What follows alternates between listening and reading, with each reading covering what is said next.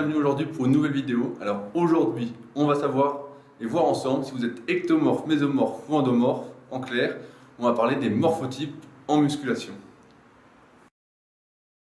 Au début des années 2000, quand j'ai commencé la musculation, il y avait le mythe du hard gainer, notamment sur l'ancêtre de Superphysique, à savoir le site Smart Weight Training. Alors le hard gainer, c'était l'ectomorphe, un être pas doué pour la musculation, qui devait s'entraîner peu, car il avait de faibles facultés de récupération, donc faire peu de séries, peu d'exercices par muscle, car il n'était pas doué. On était donc loin des programmes que l'on recommande actuellement sur Superphysique et notamment dans mes e-books sur rudicoya.com, mais c'était le mythe qui existait à l'époque. Alors pour ceux qui ont lu nos articles sur Superphysique, génétique et musculation en 2 parties, et qui écoutent régulièrement les podcasts, vous savez que vous n'êtes pas ectomorphe, mésomorphe ou endomorphe.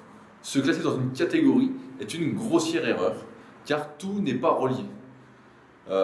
Par exemple, vous pouvez être doué pour un muscle et pas doué pour un autre. Vous pouvez avoir le métabolisme rapide, brûler vite des calories, et être très doué pour faire du muscle. Rien n'est relié, et c'est pourquoi vous ne pouvez pas vous classer dans une catégorie particulière.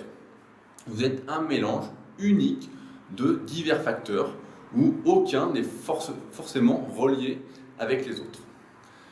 Comme je le vois régulièrement dans les analyses morphologiques que je fais sur mon site rudicoya.com, il y a quand même des tendances plutôt morphologiques, osseuses, musculaires, comme par exemple avoir une faible largeur d'épaule et une grosse cage thoracique, ou l'inverse. Mais retenez bien que tous les facteurs qui déterminent comment vous êtes doué en musculation sont indépendants des autres. Vous n'êtes pas ectomorphe, vous n'êtes pas mésomorphe, vous n'êtes pas endomorphe.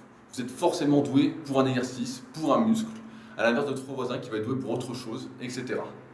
Il n'y a pas de catégorie, vous ne pouvez pas vous ranger dans une catégorie particulière.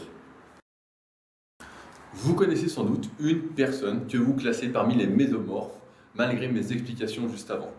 Une personne qui prend du muscle facilement, qui sèche facilement, qui prend de la force facilement, sans forcément suivre une diète appropriée, un entraînement adapté, qui fait un peu tout et n'importe quoi. Cette personne n'est pas mésomorphe, elle est ce qu'on appelle une personne douée pour la musculation, une exception qui confirme la règle. Car il faut bien le dire, pour 99,9% d'entre nous, il est très dur de progresser, de prendre du muscle, de sécher, de prendre de la force, en clair d'atteindre ses objectifs.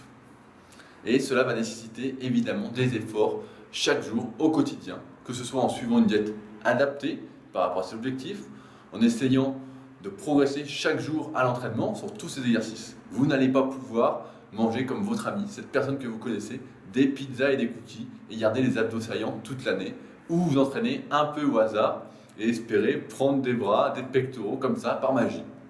C'est magique, et oui. Comme nous l'avons vu, toutes les caractéristiques qui déterminent le potentiel musculaire ne sont pas reliées entre elles, savoir la longueur des muscles, vous pouvez avoir un muscle court d'un côté, un muscle long de l'autre côté, la morphologie osseuse, à savoir la largeur des os, la grosseur des os, la longueur des os ne sont pas reliées non plus. Vous pouvez avoir des os longs, des gros os, etc. entre le haut et le bas du corps, par exemple, la vitesse du métabolisme, la vitesse de récupération, etc. Tous ces facteurs ne sont pas reliés entre eux, ils sont vraiment indépendants. Donc, cette personne que vous pensez mésomorphe est juste une personne douée. Ce qu'il est important de retenir en musculation, c'est que vous êtes vous. Comme nous l'avons vu, vous êtes un mélange unique de ces divers facteurs. Unique, je le dis bien. Et donc, vous devez réfléchir par rapport à vous pour établir votre diète, votre entraînement. C'est comme ça que ça marche pour progresser sur le moyen et long terme. Et c'est ce que j'explique encore une fois sur Superphysique, dans mes e-books, dans les analyses morphologiques que je fais sur rudicoya.com, ou encore une fois dans les coachings que je fais avec mes élèves, où on personnalise chaque semaine de plus en plus les programmes, que ce soit sur l'entraînement, l'alimentation, pour que ce soit de plus en plus adapté et que la progression puisse continuer sur le moyen et le long terme. Enfin, une dernière erreur qui existe en musculation, c'est de se comparer à son voisin. Il n'y a rien de pire pour se décourager. La dernière fois, je parlais avec quelqu'un à la salle, justement, qui me disait « Je comprends pas, mon pote mange des cookies justement, et des pizzas, et il a des abdos et tout, moi je fais pareil, je prends du gras, etc. » Évidemment, il ne fallait pas se comparer à lui, c'est sûr que dans ce cas-là, on est dépité, on se dit qu'on ne peut pas manger de pizza et de cookies pour avoir des abdos. Effectivement, pour 99,9% d'entre nous, encore une fois, vous ne pouvez pas faire ça. Vous allez devoir suivre une diète adaptée. Et si vous voulez des abdos, donc séchés, par exemple, vous devez manger moins que vos besoins, vous restreindre en calories, en quantité, etc. Donc encore une fois, vous êtes vous, et surtout, la pire erreur à faire en musculation est de se comparer à son voisin.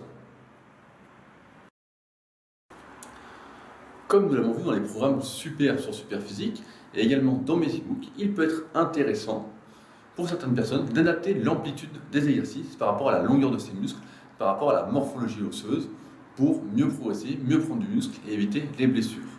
Mais il est important de ne pas confondre des problèmes de souplesse avec des problèmes, entre guillemets, de morphologie ou de longueur musculaire. Beaucoup se cachent derrière ces excuses de morphologie pour dire qu'ils ne peuvent pas faire ci, pas faire ça, etc. Alors que la plupart du temps, il s'agit de problèmes de souplesse, de mobilité. Aucun exercice n'est dangereux pour tout le monde. Tout dépend encore une fois de votre mobilité, de votre souplesse, de la longueur de vos muscles, etc. Notamment, on l'a vu ensemble dans la formation super pectoraux, pour la plupart, il n'existe pas de mauvaise morphologie, mais une très mauvaise souplesse des pectoraux et des épaules, ainsi que des biceps, qui empêchent de profiter pleinement du développé couché pour prendre des pectoraux. Alors ceux qui sont intéressés, donc je vous renvoie à ma formation super pectoraux sur rudicoya.com comme d'habitude. Donc il faut bien se méfier de tout ça. La souplesse, la mobilité, c'est quelque chose qui se travaille, ça peut se travailler tous les jours, plusieurs fois par jour, et petit à petit, on arrive à progresser et à réaliser des exercices qu'on trouvait dangereux, on les rend sécuritaires. Enfin, il est important de bien définir ses objectifs. Si vous faites du crossfit ou du powerlifting, de la force athlétique, ou que vous vous entraînez pour prendre du muscle, vous n'allez sans doute pas utiliser la même technique d'exécution. Si on prend l'exemple du squat, si vous faites de la force athlétique, vous allez devoir vous entraîner en descendant sous la parallèle. Si vous faites du crossfit, vous allez souvent être obligé de descendre pratiquement les fesses au sol. Et si vous entraînez pour prendre du muscle, la longueur de vos quadriceps, de vos fessiers, de vos ischios peut déterminer, comme nous le verrons dans l'article Super Cuisse, disponible gratuitement sur Superphysique, l'amplitude à utiliser au squat pour travailler ce que vous désirez travailler et développer. Donc encore une fois, l'amplitude de vos exercices, le choix de vos exercices doit être choisi par rapport à une réflexion personnelle par rapport à vous. Vous êtes vous. C'est un peu la phrase type, la phrase clé de cet article. Ne réfléchissez pas par rapport à votre voisin, mais bien par rapport à vous, vos problèmes de souplesse, de mobilité, la longueur de vos muscles, votre morphologie osseuse, etc. Voilà pour cet article. Alors comme d'habitude, je remercie tous ceux qui vont partager la vidéo, tous ceux qui regardent les vidéos et qui m'encouragent à faire toujours mieux. Que dire de plus? Bien, encore merci. Et comme d'habitude, à la semaine prochaine pour une nouvelle vidéo.